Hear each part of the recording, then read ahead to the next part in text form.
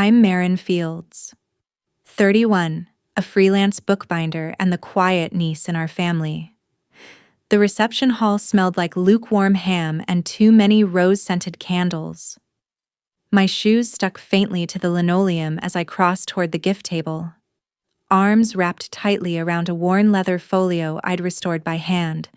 The photos on the projector looped in the background Grandma in her younger years, hair a riot of silver curls, holding grandbabies like sacred scripture.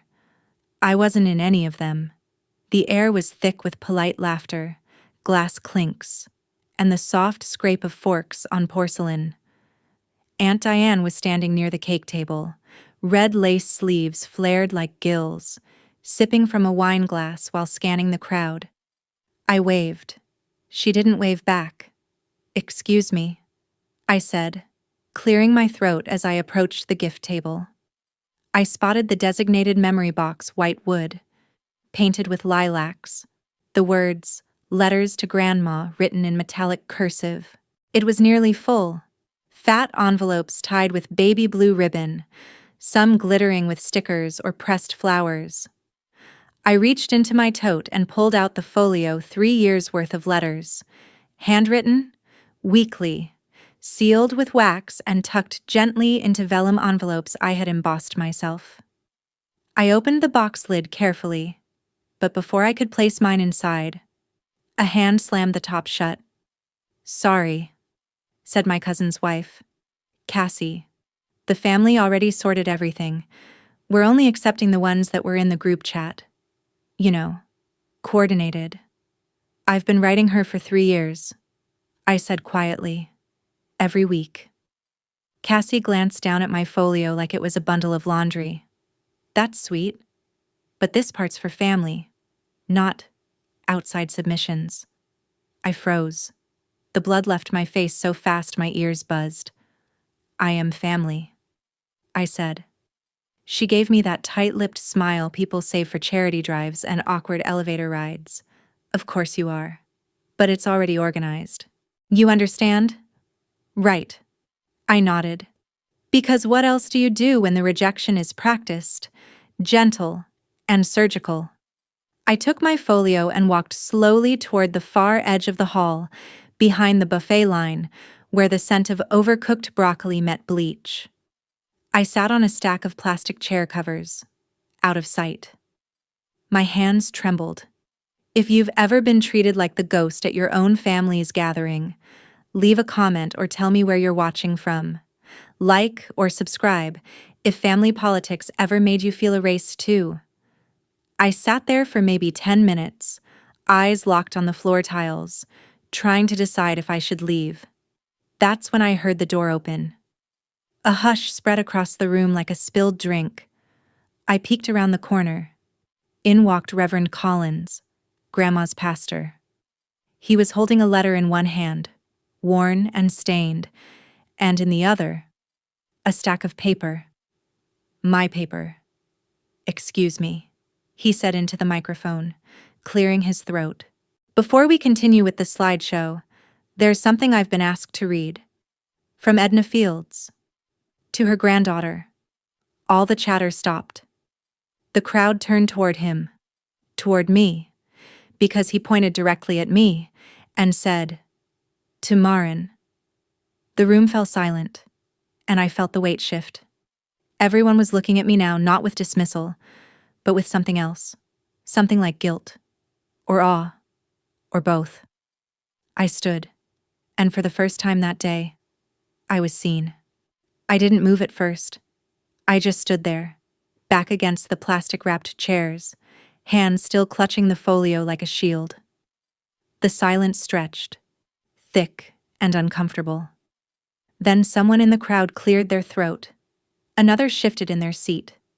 I stepped forward, slowly, like I was walking onto a stage I hadn't auditioned for. The Reverend waited, his eyes kind. There was something old in his face, like he knew what it meant to be overlooked.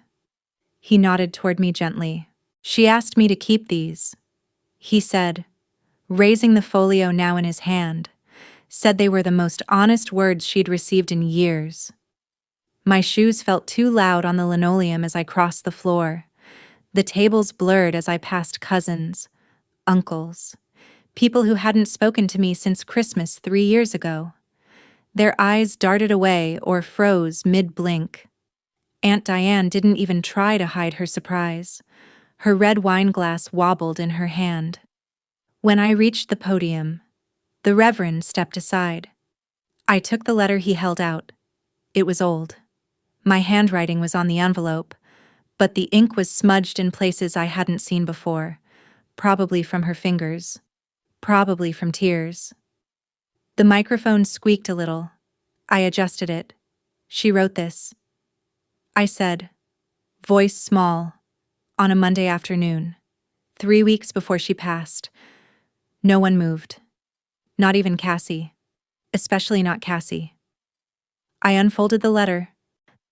My dearest Marin, today the sun hit my window in that perfect way that reminded me of how you used to sit in the garden with your sketchbooks. I remember watching you draw that cracked bird bath. You made it look beautiful, even with the chip. I think that's your gift. You see what's broken and you make it gentle again. Your letters. They arrive like clockwork. Every Tuesday. My nurse puts them by the kettle, and I wait until the house is quiet to open them. I read each one twice, once for the words, and once for the breath between the lines. I don't tell the others I get them. Some things are too sacred to explain. You ask if I remember your stories. I do. I remember the one about the boy who left flowers in mailboxes. I remember the one about the girl who tried to climb back into dreams she didn't finish. I remember your heartache, your silence, your hope. You asked if I ever felt forgotten. Of course I did. But not when your words arrived. Not when you wrote, love always, Grandma. My voice caught near the end. I blinked fast. I could feel 30 pairs of eyes on me, and none of them felt cruel now. Just still, quiet, listening. I looked up. No one said anything. Then the Reverend took the mic again. She asked me to hold on to this folio until the gathering. She didn't know if she'd be remembered by the ones she remembered most, but she knew who remembered her best. He placed the letters, my letters, on the table next to the box Cassie had guarded. Maybe, he said, we add these, too. A few heads nodded. Cassie looked like she was chewing glass. Aunt Diane stepped forward first. Marin, she said, awkwardly. I didn't realize you'd been in touch with her so often. I smiled thinly. I was, every week. There wasn't anything else to say. The rest of the afternoon passed in that strange, in-between space where everyone's too polite to apologize but too rattled to pretend nothing happened. I didn't go back to my table. I found a quiet corner near the window and watched the light change against the churchyard grass. Eventually, my cousin Alan came over. He was always the quiet one, too. We used to play cards at family reunions and sneak extra muffins when no one was looking. I remember when you started writing those, he said, at her birthday party. You were the only one who didn't bring something store-bought. It was a paper daffodil, I said. She cried. He nodded. She kept it in her Bible. I blinked. You saw it last year. She showed me once, said it reminded her spring could come back, even in a cold house. We stood there for a while, not talking, just existing in the same square of sunlight. I thought about the letter, the part about breath between the lines. Grandma always saw things other people skipped. Cracks, pauses, tiny rituals. I remember once she told me, the world's loudest rooms are filled with people who talk without listening. Don't be afraid of your silence. That's where you'll find me. That was the day I started writing her. I never stopped. Not even after she got sick. Not even when the family stopped mentioning me in updates.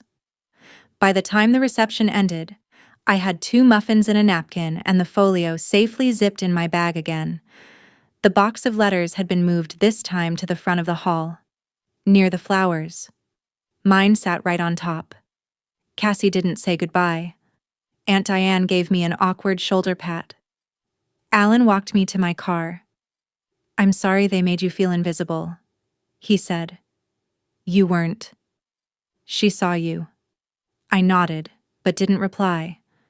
I didn't want to break whatever quiet truth we were standing in.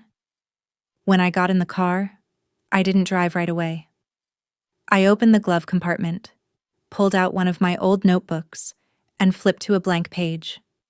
I started writing again, not to Grandma, but to myself. Because maybe what she said was right. Maybe I did learn how to make broken things gentle. And maybe I could start with me. The drive home felt longer than usual, though I knew it hadn't taken me more than 40 minutes. It was that strange sort of time, after a funeral or a wake or whatever hybrid that gathering had become when the day is technically over, but the emotions are still pacing behind your ribs like they forgot how to settle. The clouds outside smeared the sun into a dull gold, and I rolled the windows halfway down just to feel something real against my skin. When I got back to the apartment, the folio came with me. I set it down carefully on the kitchen table, next to a half-used candle and the remnants of the herbal tea I'd made that morning but hadn't touched. The room was still and quiet, smelling faintly of rosemary and dust. I changed into an old sweatshirt, one of Grandma's, actually. A soft navy blue with a fraying hem and buttons that didn't match. It had been her gardening sweater, and I wore it more often than I admitted. I sat, let my shoulders sink, and I opened the folio. The first letter I picked up was dated February 6th, 2021. It had snowed that week. I remembered because I'd walked to the mailbox with it tucked under my coat to keep the ink from bleeding. "Dear Grandma," it began. "I tried baking bread today and ended up with something that looked like a deflated soccer ball. Still tasted like hope. Though, isn't that strange?" I smiled. That was the letter I'd written after my first attempt at living alone started to feel less like failure and more like freedom. I kept reading. The next one was a spring letter. March. I'd written about a bird that kept tapping on my window and how I thought maybe it was trying to remind me of something I hadn't remembered yet. Somewhere in the middle, I found one written on the anniversary of Mom's passing. I didn't tell anyone. I had written, because they forget, and I don't want to carry their discomfort on top of my grief. But I know you remember. You always do, and that's enough. I paused. Let the words settle. There were dozens more. Stories about my freelance gigs, about the antique books I rescued and stitched back to life, about a client who cried when I returned a family Bible held together by her grandfather's glue and hope. I hadn't realized how much of my life I'd poured into these letters until now. They weren't updates. They were echoes. A soft knock at the door startled me. I checked the time, nearly 8:30. I wasn't expecting anyone. When I opened the door, Alan stood there holding a cardboard box. "I figured you'd be up," he said. "I brought something." He walked in without waiting, as if he knew I'd say yes. He placed the box on my table next to the folio and opened it. Inside were photo albums, a teacup wrapped in newspaper, and a sealed envelope. "She left this for you. Told the Reverend to hold on to it in case no one else did." I took the envelope with both hands. "To Marin," it said, in her handwriting. I sat down before opening it. My legs felt wobbly again, like they had at the reception. "Want me to stay?" Alan asked. I nodded. He sat across from me, folding his hands on the table like we were about to play one of those long, quiet card games again. I opened the envelope. Inside was a single sheet of creamy paper, embossed with tiny lavender flowers along the edges. Her handwriting was thinner now, a little shaky, but still full of grace. "Marin." I don't know who you'll be when you read this, but I know you'll still be you. They didn't understand you, and that's okay. You weren't made to be easily sorted. You were made to listen to the world in the ways most people have forgotten. I didn't keep your letters just because they were lovely. I kept them because they were honest. You gave me yourself. And I want you to have something in return.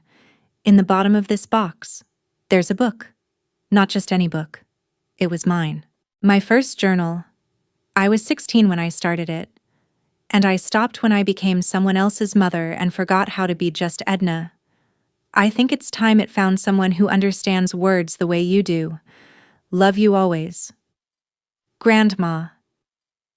My fingers trembled as I reached into the box and pulled out a small, cloth-bound journal. The fabric was faded rose with a tiny ribbon marker frayed at the end. Alan didn't speak. He just watched as I opened it. The first page read, March 2nd, 1953, I saw a boy today with hands like folded paper. He smelled like rain. I don't think I'll marry him, but I'll remember him. Maybe that's enough. I laughed through my tears. God, she was poetic. I whispered. She was something. Alan said. We sat in silence again, the kind of silence that felt full instead of hollow. I read a few more pages aloud. Little glimpses of a life I'd never known, teenage heartbreaks, secret poems, notes about the price of tomatoes and how her mother folded napkins in triangles, never squares. And then I reached a page with my name. I held baby Marin today. She looked at me like she already knew, already forgiving me for something I hadn't done yet. That girl's going to carry the soft things. God help her. I didn't speak, just closed the journal gently and held it to my chest. Alan stood, his eyes a little wet too. She always said you were the one who saw her, he said, even when she didn't say it out loud. I walked him to the door. Before he left, he turned and said, They'll never admit it. But they heard you today. You cracked something open. When the door shut. I stood there a long time. Then I returned to the kitchen table, opened a new page in my notebook, and wrote, Dear Grandma, I found your journal. I think you would have liked me now. I think I like me now, too. I wrote until midnight, not because I had to, but because I could. The next morning was quiet. A softness clung to the walls of my apartment like steam after a bath feint. Familiar, comforting. I hadn't drawn the curtains yet, so the room felt wrapped in gray-blue light. The journal sat open on the table, exactly where I'd left it. Grandma's words stared up at me like a doorway. I made tea, sat down barefoot, and began reading again. Her handwriting from decades ago felt like it breathed, like it had waited for someone to listen again. The entry I turned to was dated September 1955. Mornings feel different since I lost the baby. I folded laundry today and couldn't remember what belonged to who. I keep trying to make peace with the space in the closet, but it echoes too loudly. I paused. I'd never known she'd had a miscarriage. No one talked about that kind of thing. Not in our family. Not out loud. A strange tenderness curled around my chest. I reached out and traced a faded ink line with my finger. This, too, was her voice. Not just the warm biscuits and garden smiles, but the ache she never got to name. By noon, I'd filled nearly 6 pages of my own journal. Mostly thoughts, some questions, one full-page sketch of her teacup, which I had placed on the windowsill next to the rosemary plant. I'd just set my pen down when my phone buzzed. A text from Aunt Diane. Could we talk? I'd like to come by if you're free. I stared at it. My first instinct was to ignore it. But then I remembered the look on her face when Reverend Collins said my name. The glassy flicker of shock. The way she held her wine glass a little tighter than before. I texted back. Come by after 3. The hours between noon and 3 felt oddly suspended. I did the dishes twice, rearranged my bookshelf, put the teacup back in the box, then took it out again. At 3:07 p.m., she knocked. I opened the door to find Aunt Diane in a navy wool coat with her hair pinned back so tightly I could see the tension in her jaw. She held a paper bag and a hesitant smile. "Brought lemon scones," she said. "Your favorite, I think." I stepped aside. "You remembered." She came in slowly, looking around like it was her first time seeing the space. "It's you," she said, gesturing to the cozy chaos. Books stacked under plants, vintage lamps, embroidery hoops with unfinished quotes. "You always did live in your own little world." I didn't correct her. Not today. We sat across from each other. I made tea. Same blend Grandma used to drink, chamomile and orange peel with a touch of honey. I watched Diane study the journal still open on the table. "You've read it all?" she asked. "Not yet." It's like meeting her all over again. She nodded, slowly, then took a breath. "I owe you an apology," she said. "At the reception. The way Cassie acted. The way I—" She stopped. "I didn't know you were writing her." "You didn't ask." She winced, but nodded. "You're right. I didn't." A long pause stretched between us. She sipped her tea. I sipped mine. The scones stayed untouched. "I think I didn't want to know," she admitted. "Because if I had known you were close to her, I would have had to ask myself why I wasn't." There it was. The real thing. "I'm not here to make anyone feel bad," I said. "I know," she said. "That's the thing. You never were. But I think we made you feel like you didn't belong because it was easier than admitting we lost track of what mattered." I didn't respond right away. Instead, I reached for the journal and flipped to a page I had bookmarked earlier. "Here," I said, turning it toward her. She read it aloud. "Diane worries too much about being perfect. I wish I could tell her that no one remembers the vacuumed floors or the matching napkins. They remember if you looked at them when they spoke." She inhaled sharply. "I remember that day," she said quietly. "She caught me ironing tablecloths and asked me what I was really trying to prove." I smiled. "She saw all of us," I said. "Not just the versions we curated." Aunt Diane reached into her purse and pulled out a small, plastic photo sleeve. Inside was a picture of Grandma holding a baby. Me, a drool-streaked toddler with fists full of dandelions. "She carried this," Diane said, "in her wallet. I found it when we were sorting her things." She pushed it across the table. I took it gently. "She knew who you were. Marin," she said. "Even if we didn't."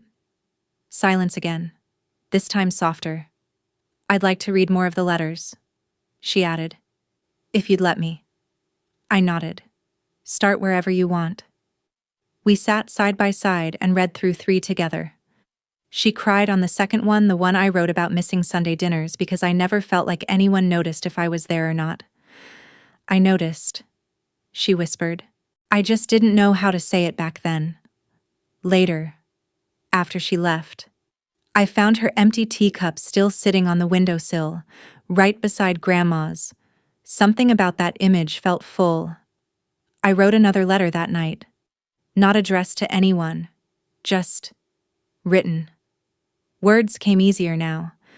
Not because the pain was gone, but because it had a place to live.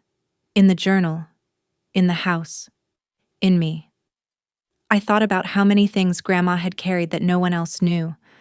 Her miscarriage, her poems, her fears, and yet, she made room for my letters. Every week.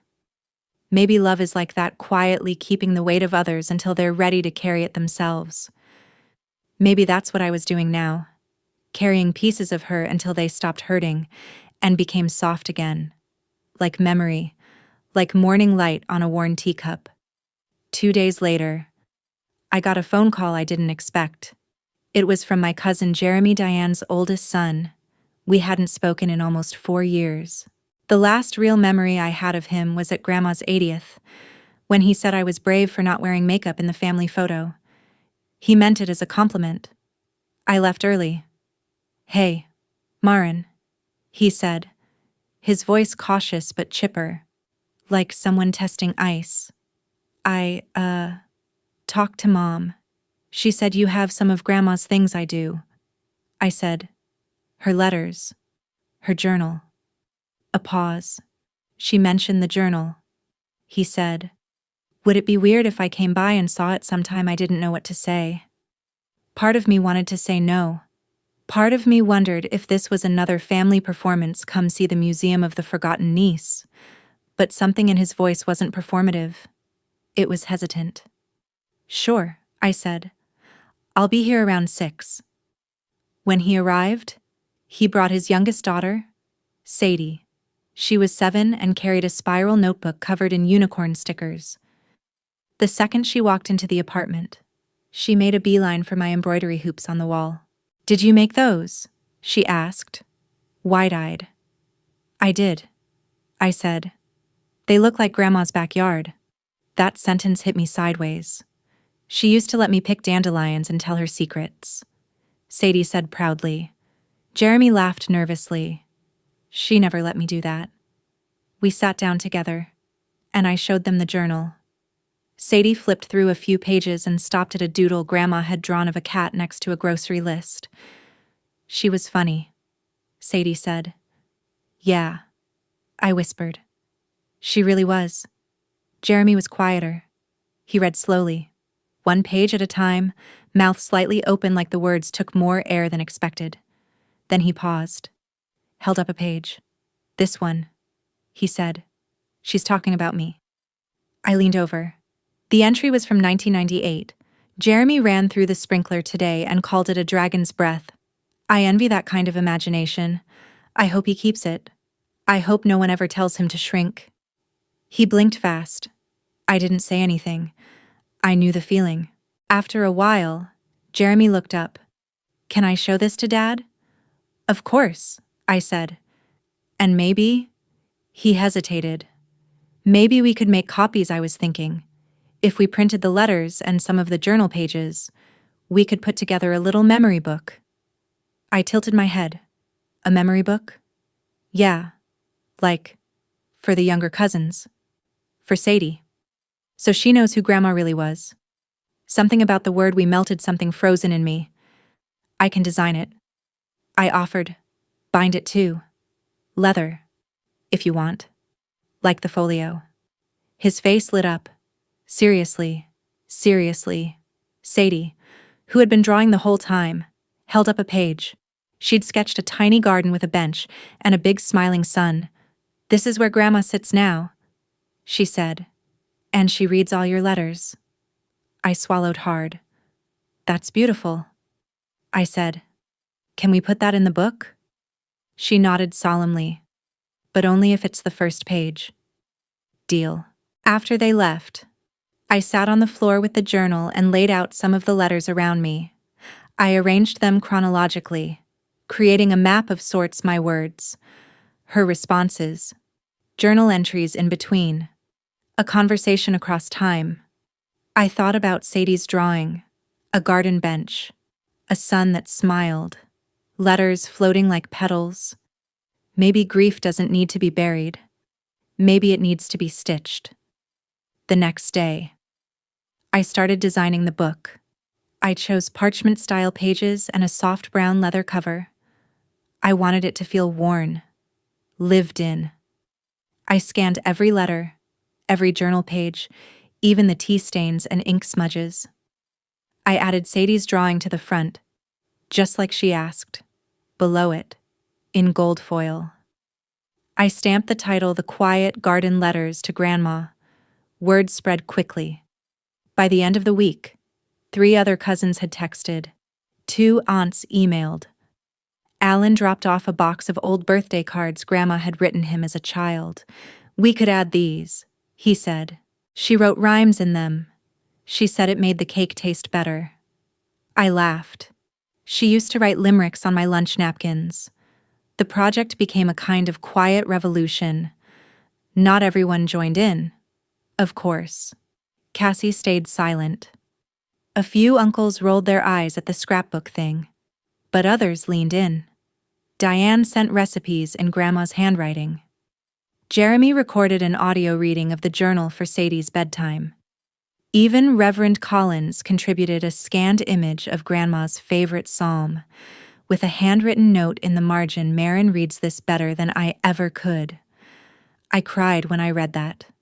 2 weeks after the reception, I hosted a small gathering in my apartment. Just family. Only the ones who wanted to be there. I laid out printed copies of the book, ribbon tied in stacks. We sat in a circle, drinking tea from mismatched cups. Sadie read her drawing caption aloud. "This is the garden in heaven," she said proudly. "Everyone's allowed in, even if they feel weird." The room laughed gently. Jeremy spoke next. "I didn't realize how much of Grandma I'd forgotten. This helped me remember," Alan added. "Or maybe this helped us meet her for the first time, the whole her." We all nodded. Then Diane surprised me. She stood up, holding a folded piece of paper. Her voice shook. "I wrote her a letter," she said. "Late, but maybe not too late." She read it aloud. It was short, honest, apologetic, and soft in all the right ways. When she finished, she turned to me and said, "Would you add it to the book?" I reached out and took the letter. "With both hands," I said. Later that night, after everyone left and the apartment had returned to its quiet hum, I added Diane's letter to the back of the book. I tucked it into a vellum pocket and labeled it, "Letters Still Coming." Because they would be. Grief is a door, not a wall. And Grandma, she'd left it unlocked for us. A month passed. Then 2. The weather changed. Spring finally folded into the city with the soft insistence of rain and cherry blossoms along the sidewalk edges. I found myself waking up earlier, just to stand by the open window and listen to the world before the horns and sirens took over. I kept writing letters, still addressed to Grandma, but something in me had shifted. They weren't just updates anymore. They were reflections. Letters from a version of me that wasn't trying to prove herself. One morning, while binding a new batch of memory books, I got a call from the local library. "Hi, Miss Fields. This is Donna from the West Elm branch. We received a donation of one of your books, The Quiet Garden.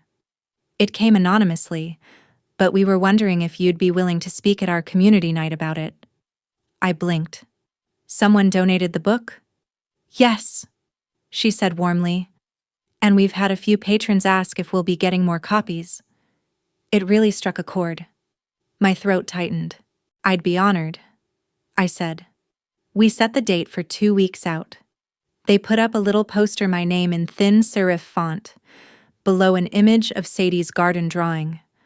The night arrived faster than I expected. I wore Grandma's brooch on my collar, a tiny silver bird with a cracked wing she used to keep pinned to her Sunday coats. The library meeting room was modest, but full. Some familiar faces, some strangers. Jeremy came. Alan, too. Aunt Diane brought lemon scones in a paper box tied with ribbon. The librarian introduced me gently. "Tonight we're joined by a local writer and artisan, Marin Fields, who helped us rediscover what a legacy really means." I stepped up to the podium and took a breath. "Thank you," I said. I didn't expect anyone to care about letters, let alone mine. A few kind chuckles scattered in the crowd. "I wrote to my grandmother every week for 3 years." I continued, "Not because I had something wise to say, but because she made space for me when the rest of the world didn't. And then, when she passed, I thought maybe those words would vanish with her, but they didn't. They kept unfolding." I looked down at the first page of my notes, then decided to abandon them. I used to believe being overlooked meant being unimportant, but silence isn't always absence. Sometimes, it's a seed, and if you wait long enough, if you tend to it even in the dark, it grows. I shared a few excerpts from the letters, and a page from Grandma's journal. I read the one about the cracked bird bath, the one about her miscarriage, the one where she called Diane made of thunderstorms and napkin roses. When I finished, the room didn't clap right away. There was a pause, a soft, respectful hush, then applause. But more importantly, afterward, a line formed. People wanted to talk, not just about Grandma, but about their own letters. A man in his 70s approached me first. My wife wrote me a letter every day for 31 years. He said, voice, hoarse. I kept them in a shoebox. Haven't touched them since she died. Maybe it's time I did. A teenage girl with blue hair and ink-stained fingers said, I never knew my grandmother, but I think I want to write to her anyway. One woman simply said, I read your letter about not being invited to Christmas. I felt that. I stayed until the library lights dimmed and the chairs were being folded up. Diane handed me a new tin of tea and kissed my cheek without a word. Back at home, I added a new page to my personal copy of The Quiet Garden, a letter to the strangers who had read my story. I titled it, To the Ones Who Remember in Silence. The next day, the library called again. Would you consider teaching a workshop? And I did. That summer, I held a 6-week class called Letters You Never Got to Send. We met in the back room of the library, around a circle of mismatched chairs and mugs full of warm cinnamon tea. There was a retired schoolteacher who hadn't spoken to her daughter in 10 years. A middle-aged nurse who'd lost her mother during the pandemic and never got to say goodbye. A teenage boy who wrote to a brother he barely remembered. We wrote. We cried. We didn't fix anything. That wasn't the point. But every week, more letters were born. By the end of the session, they asked if they could contribute their letters to a shared folio.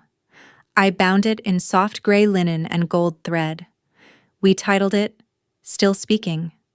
When I handed the finished book to the group, I told them, words don't need a reply to matter. Sometimes just sending them out is enough. They clapped, quietly, the kind that warms your palms instead of stinging them.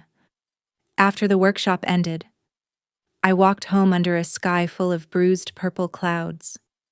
It looked like rain, but didn't fall. I thought of Grandma, of all the things I hadn't said when she was alive, of how none of it had been wasted.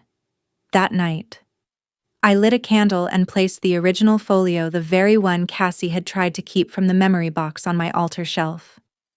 I surrounded it with pressed lavender, with Sadie's drawing, with Grandma's journal. I placed my hand on the cover and whispered, You're still here. I didn't mean in spirit. I meant in story, in language, in love that lingered, in letters that taught me how to hold space for what was broken without trying to erase the cracks. I went to bed that night with windows open, letting the wind turn the corners of the journal pages, letting it sing, because some grief hums like a lullaby, and some love keeps writing back. By the end of summer, I'd bound over 30 copies of The Quiet Garden and 4 volumes of Still Speaking. Some went to libraries. A few were mailed across states. One was donated to a senior center by a woman who'd never shared her writing before the workshop. And one, perhaps my favorite, was left at Grandma's grave, wrapped in rainproof cellophane and tied with twine, nestled between 2 small river stones. I didn't tell anyone I was doing it. I just went one morning before dawn, when the cemetery still held onto the mist like a secret. I sat beside her headstone in the damp grass, pulling my sweater sleeves over my hands, and said, It's all still unfolding. Grandma, your words didn't end with you. Then I placed the book at the base of the stone and whispered, Thank you for reading mine.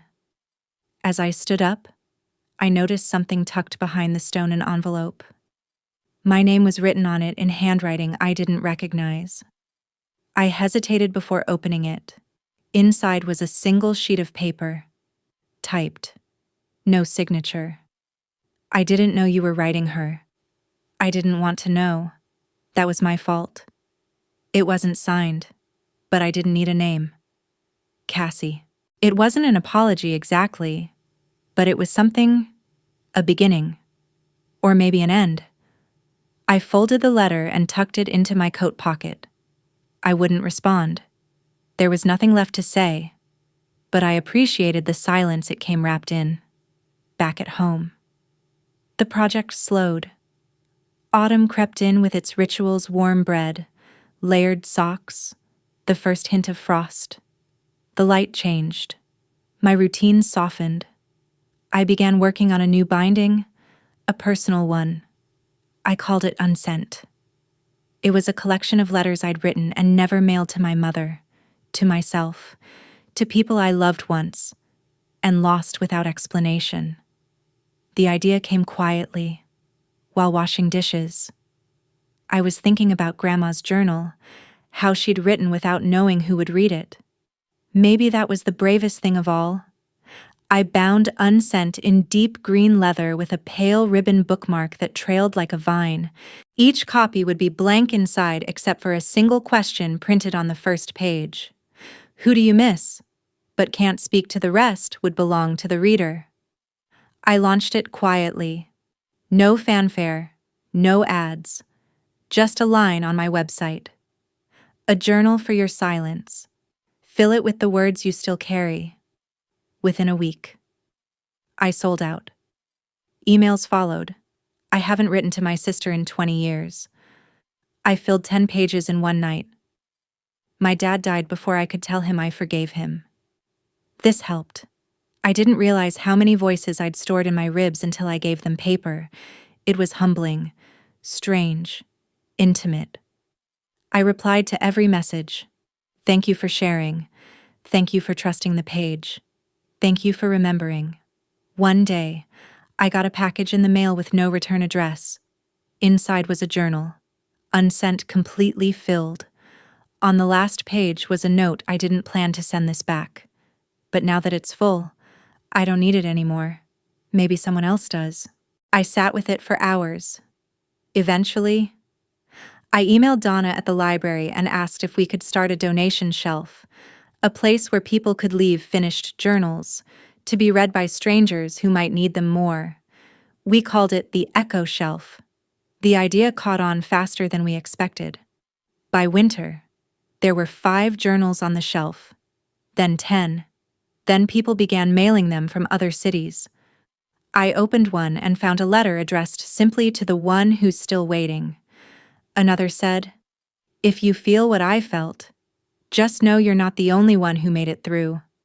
People began leaving little bookmarks between pages, dried flowers, pressed leaves, an occasional Polaroid. We never asked them to, but they did. Meanwhile, Sadie's school reached out. Her teacher had seen the quiet garden and wondered if I'd speak to the kids about storytelling. I said yes, of course. The classroom was loud, warm, and chaotic in the best way. Paint smudges on the desks, crayons under chairs, little shoes tapping. Sadie beamed when I walked in, holding my hand like I was royalty. I brought a soft-cover version of The Quiet Garden and read aloud the story of the girl who mailed letters to her grandmother every Tuesday, even when no one believed they mattered. When I finished, a little boy in the back raised his hand. "Do letters live forever?" he asked. I smiled. If you write them with love, they live somewhere, maybe not on paper, but in someone. The kids began writing their own letters, some to family, some to imaginary animals, one to the moon. They decorated envelopes and placed them in a cardboard mailbox Sadie had made from an old tissue box.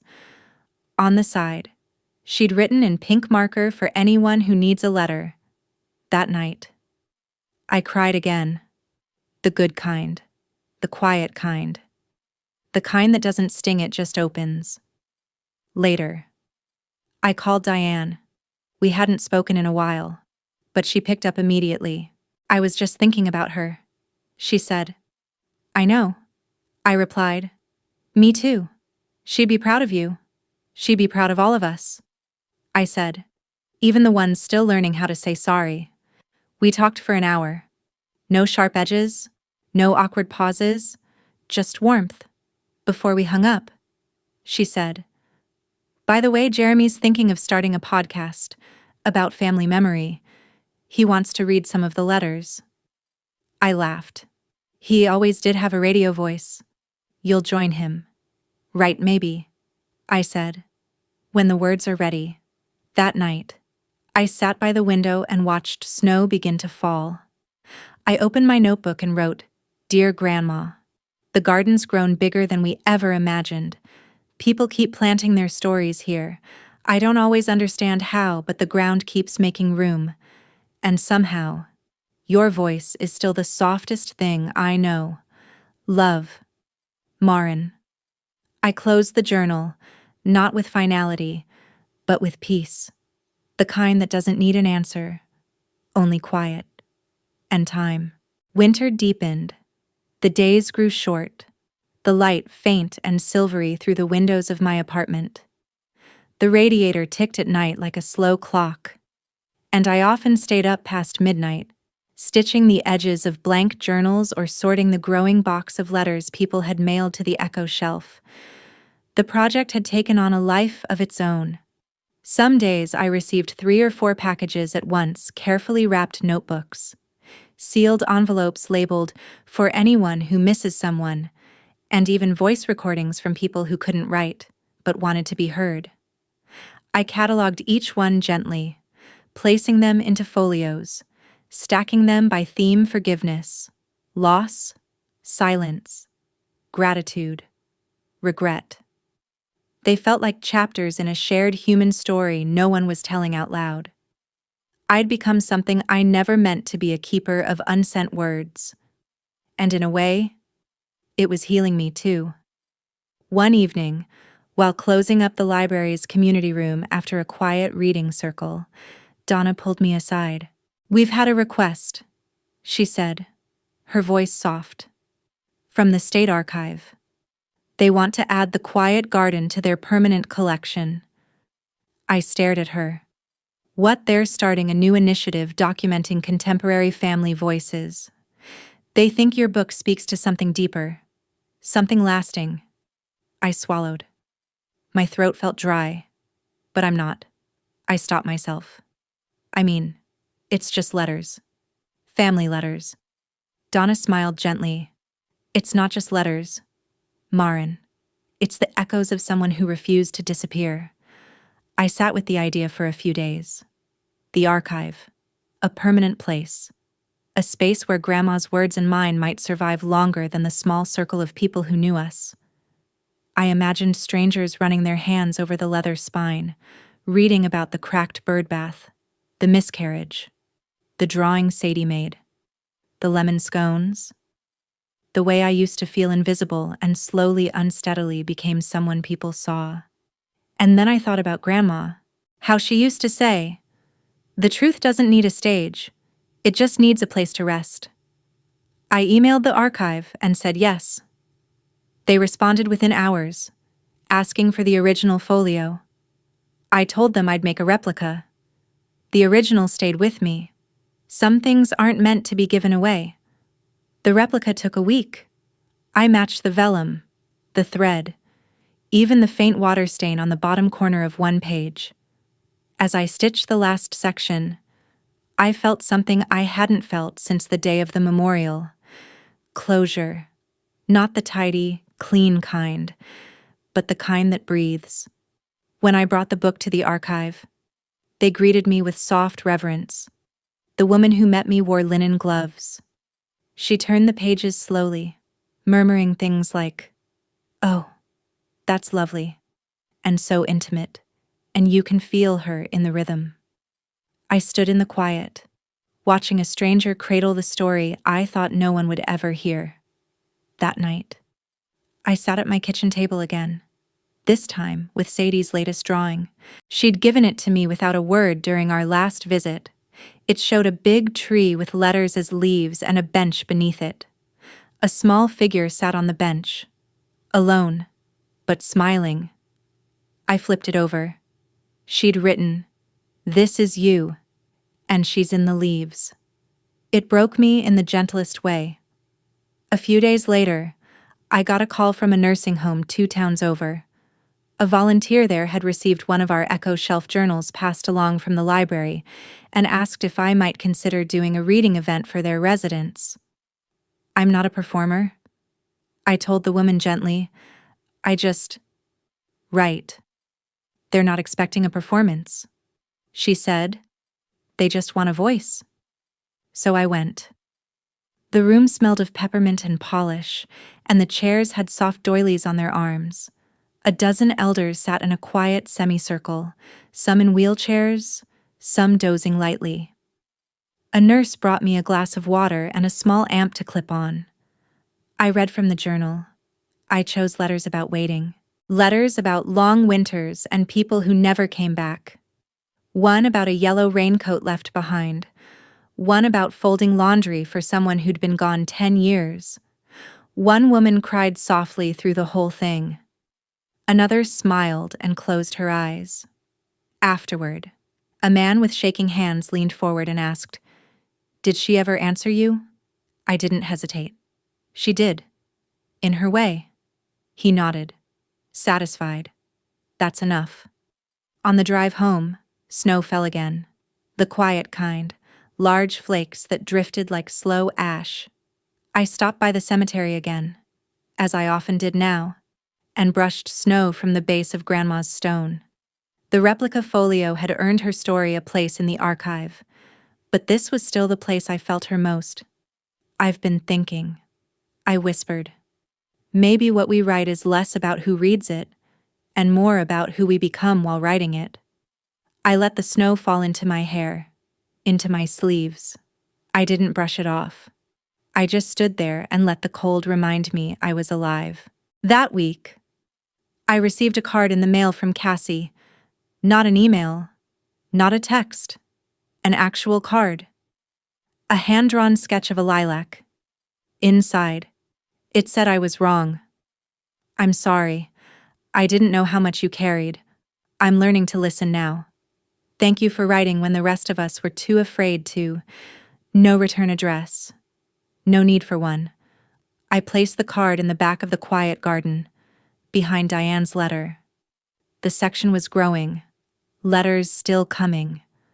I knew I'd never be done adding to it. One night in late February, I received a message from a stranger. "Hi, Marin. I found your journal in a secondhand bookstore in Vermont. I don't know how it got here, but it saved me. I've been writing to my brother who passed last year. I haven't been able to talk about him until now. Thank you for making a space for people like me." I wrote back. "Thank you for finding it. Thank you for continuing the conversation. And that's the thing, isn't it? These stories weren't mine alone. They were doorways. Grandma opened the first. I just stepped through. And now, people were walking in behind me, one letter at a time. Some wrote to the living, some to the dead, some to the versions of themselves they hadn't met yet. But all of them were speaking, softly, bravely, still. Summer arrived not with celebration, but with the hush of something understood. The echo shelf stayed full, not bursting, just steady. I stopped writing as often, not because the words ran out, but because they no longer needed a destination. They lived in how I brewed my tea, in how I answered the phone with softness, in the way I watched people speak, without interrupting. The apartment was quieter now, not lonely, just settled. One morning, I opened the folio and ran my fingers along the spine. The leather had softened at the edges, warmed by touch. There was a small tear near the top, just enough to prove it had been loved. I didn't read it. I didn't need to. The letters were no longer stories I told to be heard. They were the ground beneath me. That weekend, I visited the library alone. No event, no reading, just me and the journals.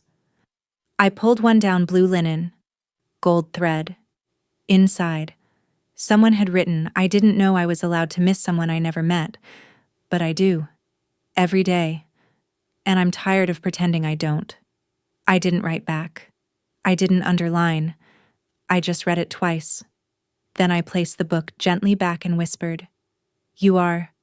On the walk home, it began to rain. Just a little. Just enough to blur the edges of everything sharp. I let it fall on me. No umbrella. No rush. When I got home, I made tea, sat by the window, opened a new journal. I didn't write to Grandma. I didn't write to anyone. I just wrote, "Some things aren't healed. They're carried. And over time, they stop feeling like weight. They start to feel like shape." I closed the book, placed it on my shelf, and for the first time in a long time, I didn't feel like I owed the world an explanation, not for my silence, not for my softness, not for the letters I kept, because sometimes survival isn't loud. It's a quiet page, a steady breath, a name spoken only once, but remembered forever. And that's enough. That's always been enough.